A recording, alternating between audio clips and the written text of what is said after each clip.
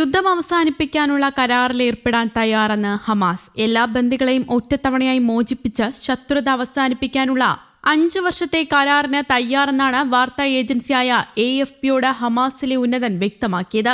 April 17-ന് 10 ബന്ദികളെ മോചിപ്പിക്കുന്നതിലൂടെ 45 ദിവസത്തെ വെടിനിർത്തലിനുള്ള Israel നിർദ്ദേശം നിരസിച്ചതിന് പിന്നാലെയാണ് ഹമാസിന്റെ പുതിയ പ്രഖ്യാപനം. കരാർ യുദ്ധം അവസാനിപ്പിക്കുന്നതാകണമെന്നാണ് ഹമാസ് നേരത്തെയും ആവശ്യപ്പെട്ടത്. ഗാസയിൽ നിന്ന് ഇസ്രായേൽ പൂർണ്ണമായി പിന്തിരിയണം, എല്ലാ ബന്ദികളെയും മോചിപ്പിക്കണം, യുദ്ധം തകർത്ത പലസ്തീനിൽ മാനുഷിക സഹായം എത്തണമെന്നുമാണ് ഹമാസിന്റെ നിലപാട്. അതേസമയം ഗാസയിൽ ഇന്ന് ഇസ്രായേൽ നടത്തിയ ആക്രമണത്തിൽ 17 പേർ കൊല്ലപ്പെട്ടതായി ഗാസ സിവിൽ ഡിഫൻസ് ഏജൻസി അറിയിച്ചു. കെട്ടിടാവശിഷ്ടങ്ങളിൽ അനേകം പേർ കുടുങ്ങിക്കിടക്കുന്നതായും ഏജൻസി പറഞ്ഞു. കഴിഞ്ഞ ദിവസം ഗാസ സിറ്റിയിലെ ഷജയയിൽ ഇസ്രായേൽ നടത്തിയ വ്യോമാക്രമണത്തിൽ കുട്ടികളടക്കം 35 പേർ കൊല്ലപ്പെട്ടിരുന്നു. ബഹുനില കെട്ടിടം ഇസ്രായേൽ തകർക്കുകയായിരുന്നു. മുതിർന്ന ഹമാസ് നേതാവിനെയാണ് ലക്ഷ്യമിട്ടത് എന്നായിരുന്നു ഇസ്രായേലിന്റെ പ്രതികരണം. 2023 ഒക്ടോബറിൽ ഗാസയിൽ ആരംഭിച്ച ഇസ്രായേൽ ആക്രമണങ്ങളിൽ ഇതുവരെ കൊല്ലപ്പെട്ടവരുടെ എണ്ണം 60,000-ഓളമായി. 1.5 ലക്ഷത്തിലേറെ പേർക്ക് പരിക്കേറ്റതായും ഗാസ ആരോഗ്യ മന്ത്രാലയം സ്ഥിരീകരിച്ചു. ഗാസയിലുടനീളം സഹായ വിതരണം ഉൾപ്പെടെ സ്തംഭിച്ച നിലയിലാണ്.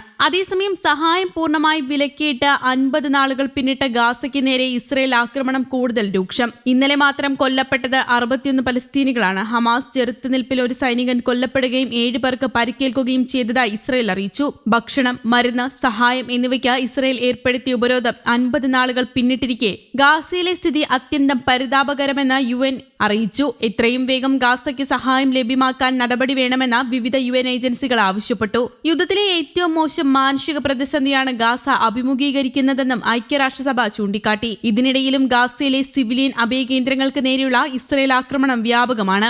ഇന്നലെ 61-ലധികം പേർ കൊല്ലപ്പെട്ടതായും 150-ലധികം പേർക്ക് പരിക്കേൽക്കുകയും ചെയ്തു. വീടുകൾക്കും ടെന്റ് ഷെൽട്ടറുകൾക്കും നേരെയുള്ള വ്യോമാക്രമണങ്ങൾ തുടരുകയാണ്. മധ്യ ഗാസയിലെ നുസറേത്തിനടുത്തുള്ള ഒരു ടെന്റിൽ 3 കുട്ടികളും ഗാസ നഗരത്തിലെ ഒരു വീട്ടിൽ ഒരു സ്ത്രീയും 4 കുട്ടികളും മരിച്ചവരിൽ ഉൾപ്പെടും. ഗാസയിൽ ഹമാസിന്റെ റോക്കറ്റ് ആക്രമണത്തിലാണ് ഒരു സൈനികൻ കൊല്ലപ്പെടുകയും 7 പേർക്ക് പരിക്കേൽക്കുകയും ചെയ്തത്. ഹമാസിന്റെ ഗറില്ല യുദ്ധതന്ത്രങ്ങളെ കരുതിയിരിക്കണമെന്ന് പ്രതിരോധ മന്ത്രാലയം സൈനികർക്ക് നിർദ്ദേശം നൽകിയതായി ഇസ്രായേൽ മാധ്യമങ്ങൾ റിപ്പോർട്ട് ചെയ്തു. അതിനിടെ മധ്യസ്ഥ രാജ്യങ്ങളായ ഈജിപ്തും ഖത്തറും സമർപ്പിച്ച പുതിയ വെടിനിർത്തൽ നിർദ്ദേശത്തിൽ പുരോഗതിയുള്ളതായി റിപ്പോർട്ടുകളുണ്ട്. ഇന്നലെ ചേർന്ന ഇസ്രായേൽ സുരക്ഷാ മന്ത്രിസഭാ യോഗം നിർദ്ദേശം വിലയിരുത്തി. തുടർ ചർച്ചയ്ക്കായി മൊസാദ് മേധാവി ഉടൻ ഖത്തറിലെത്തുമെന്നും വിവരങ്ങളുണ്ടായിരുന്നു. 7 വർഷം വരെ നീണ്ടുനിൽക്കുന്ന സമഗ്ര വെടിനിർത്തൽ കരാർ നിർദ്ദേശമാണ് മധ്യസ്ഥ രാജ്യങ്ങൾ മുന്നോട്ട് വച്ചത്. പ്രധാനമന്ത്രി ബെഞ്ചമിൻ നെതന്യാഹു, മുൻ പ്രതിരോധ മന്ത്രി യോവ് ഗാലന്റ് എന്നിവർക്കെതിരായ അറസ്റ്റ് വാറന്റ് റദ്ദാക്കണമെന്നാവശ്യപ്പെട്ട് ഇസ്രായേൽ സമർപ്പിച്ച ഹർജി അന്താരാഷ്ട്ര ക്രിമിനൽ കോടതി തള്ളുകയായിരുന്നു.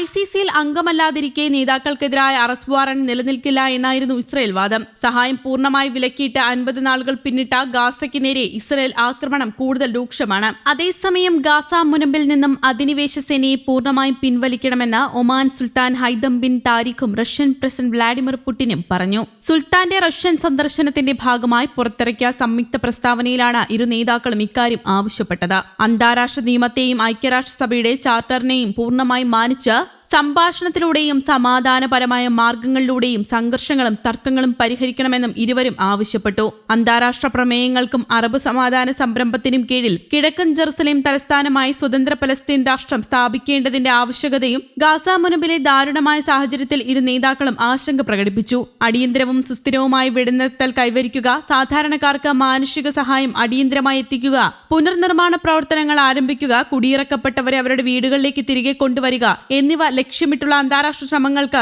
ഇരുവരും പിന്തുണ അറിയിക്കുകയും ചെയ്തു. News desk, Kerala Kaumudi.